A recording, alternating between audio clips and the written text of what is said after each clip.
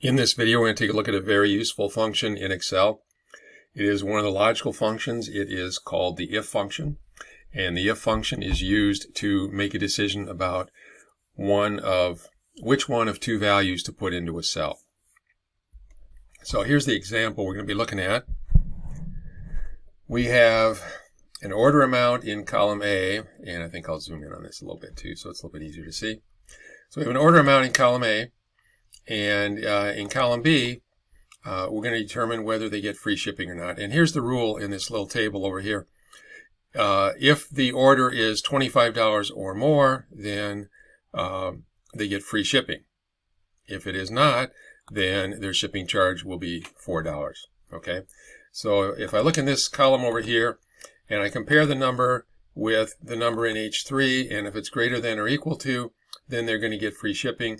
And if it's not, like this one right here, then they're not going to get free shipping. So to do an if function, you need to have a logical value.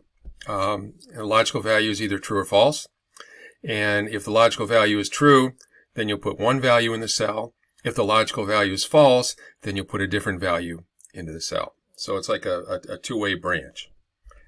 So we need a logical value here, and we're going to put a logical test. A logical test is something that evaluates to true or false. And a logical test is a formula, so we have to start with an equal sign. And what I want to know is A2 greater than or equal to the minimum that's over here in H3? Okay? And that will either be true or false. In this case, it'll be true. I'm going to copy that formula all the way down the page, though. So H3 must be an absolute cell reference. Otherwise, it'll become H4, H5, H6, and so on. I don't want that. I always want the second item here to be H3. But I do want the A2 to change to A3 and A4 and A5. So we're always comparing the order amount on the current line.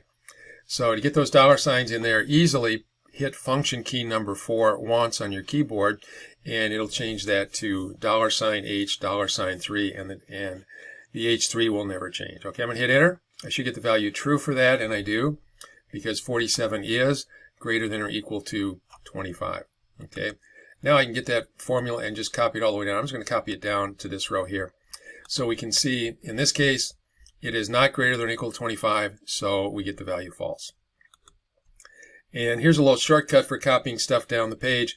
If we have values in this column all the way down, and we want to have corresponding value in column B all the way down, I can put my formula in here, and instead of dragging it, I can just get my fill handle, the little skinny black plus sign, and double click. And when I do that, we'll just go over here and take a look. And it is copying that all the way down to, how many rows do I have here? All the way down to row 102. Okay? That's a whole lot easier than dragging it all the way down.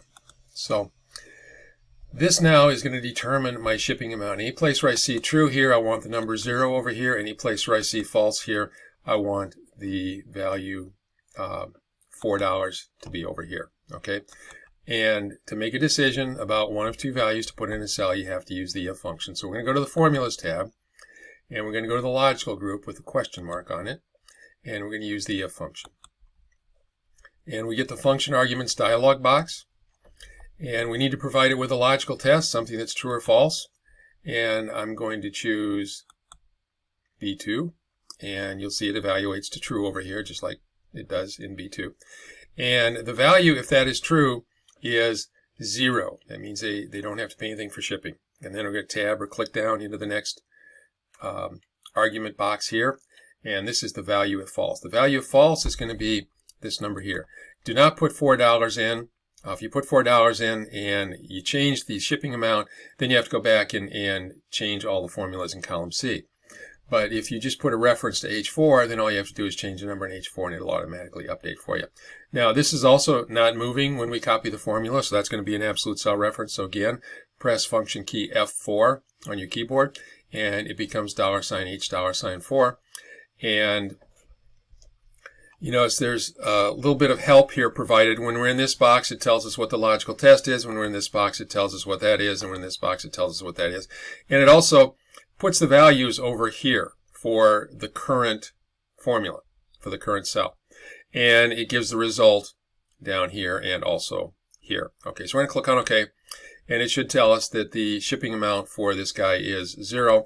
And I'm going to get this formula and copy it down 2 more. And we should have $4 here because this person is under $25. And again, we can do the same little shortcut here. Just get your fill handle, the skinny black plus sign, double click on it. Whoops, I must have moved the mouse a little bit. Double click, and it will copy it all the way down. So any place where you see true, you're going to see 0 on the right. Any place where you see, so here's a bunch of trues. Any place where you see false, which is going to be the ones that are not highlighted here, you should see the value for. Okay, now that's not the only way to do the if function. It's probably the easiest way, but after you've been doing this a while, you can bypass the function arguments dialog box and just type it in yourself. So I'm going to select everything here. I'm going to hit, I'm holding the shift key down. I'm going to hit the end key and then the down arrow key to select all of those. And then I'm going to hit delete to get rid of all of them. And now we're going to go back up to C2. And I'm going to do this without using the function arguments dialog box. So I know that the function I want is if. And when I type the left parenthesis, it gives me a list of what my arguments are. And the first one is the logical test. I know the logical test is B2.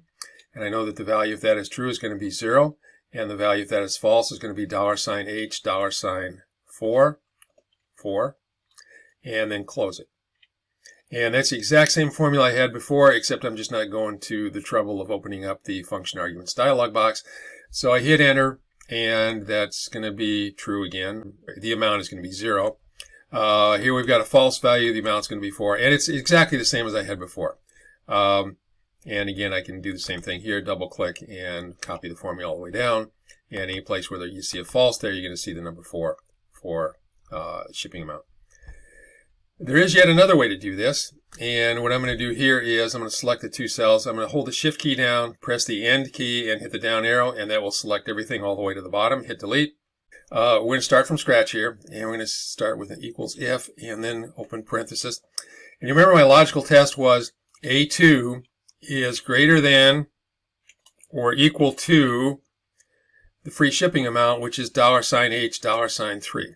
Okay? And if that's true, the shipping is 0. If it's false, the shipping is $H, $4, close parentheses, and I should get a 0 here. And again, I'll just copy the first 3 like I've done on the other examples, and I get 004.